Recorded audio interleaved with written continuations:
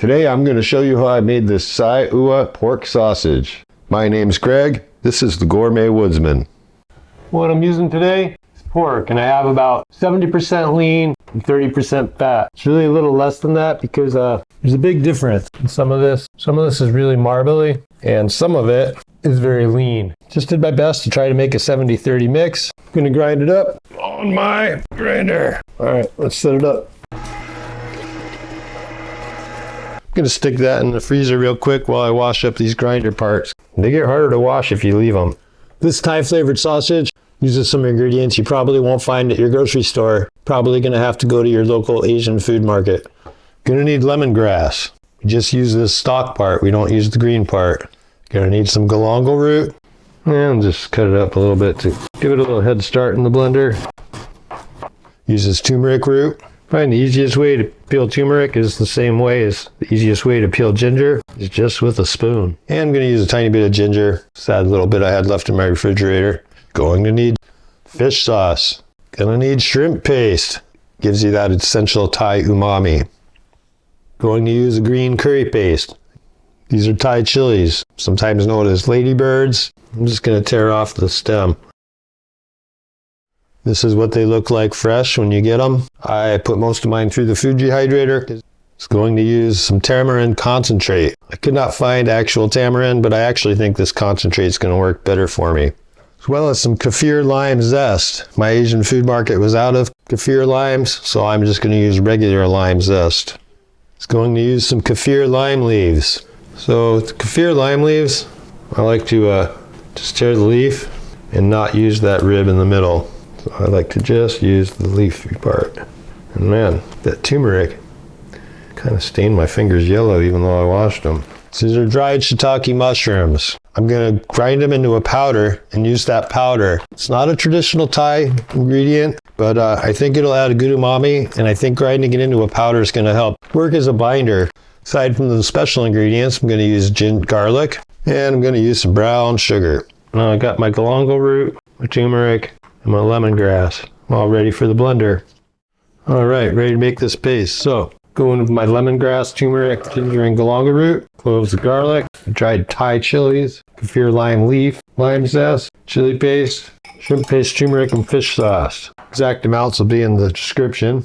May need to give this a little more water to get it to mix, but that's okay. But let's see what happens here. All right, well, let's see what 30 grams or 2% does. See if that's going to be enough.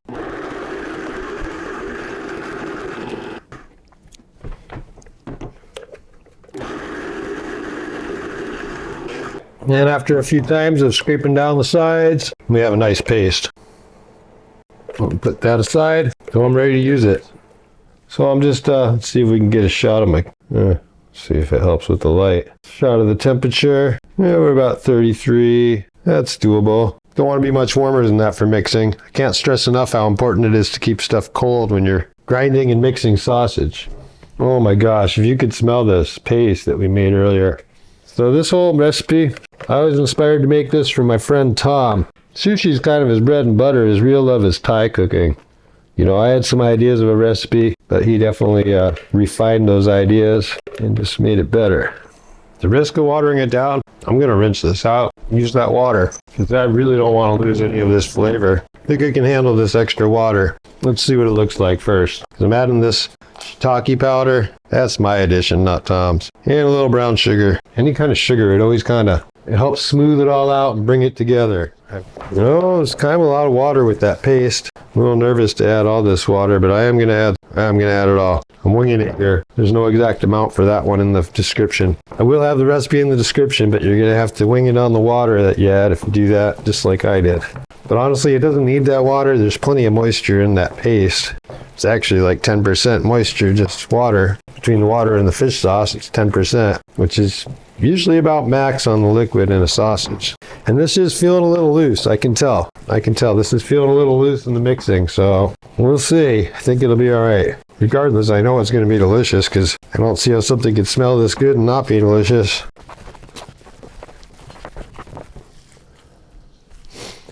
Not sticky at all. Got to keep going. Oh yeah, it's starting to get there.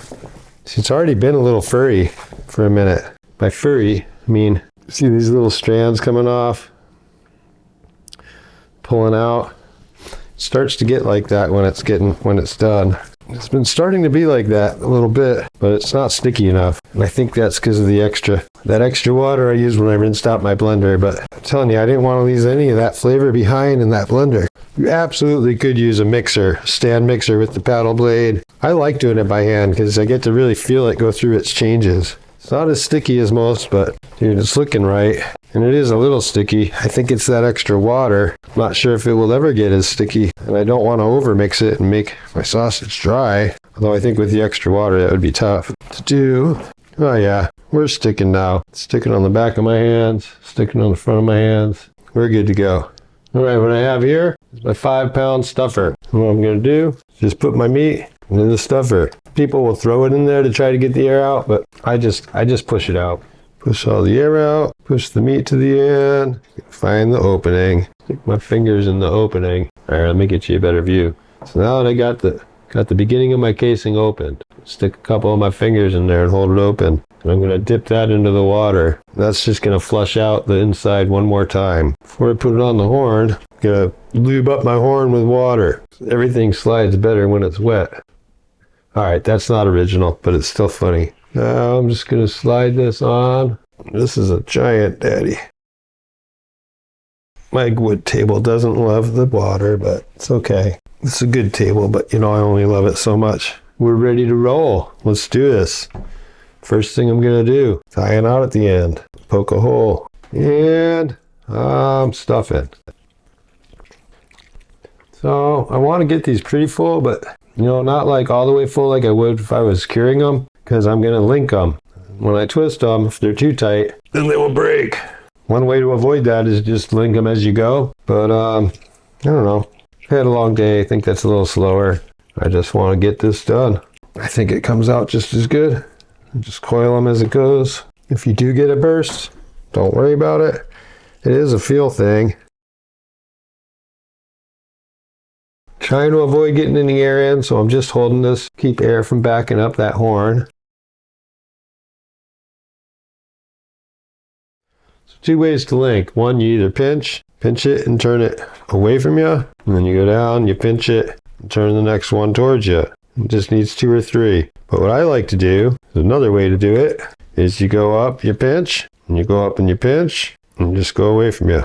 Okay, so I go up however long I want, and I pinch it. I'm going to go up a little more and pinch. I'm just going to twist that away from me. Go up a few inches and pinch, a few more and pinch. Twist that second one, goes away from me.